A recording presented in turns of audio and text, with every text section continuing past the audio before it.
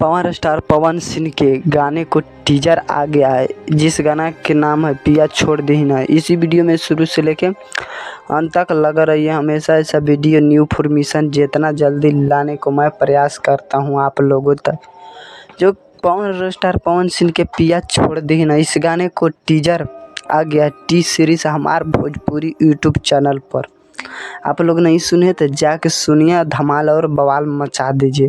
और बात करें गाने के म्यूजिक के, तो गाने के म्यूजिक ज़बरदस्त तरीके से दिया गया है। और बात करें कि गाने के म्यूजिक दिए हैं प्रियांशु सिंह। प्रियांशु सिंह जब भी म्यूजिक देते हैं तब फाड़ू देते हैं, तो जो धमाल और बवाल मचा सकता मार्केट में।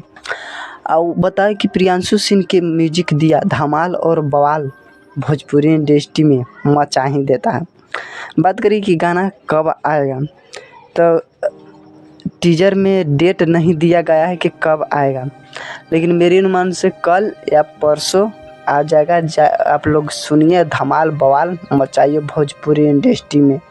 और इस वीडियो पर नए तो इस वीडियो को लाइक और सब्सक्राइब जरूर करें। पूरा वीडियो देखने के लिए आप लोगों को धन्यवाद।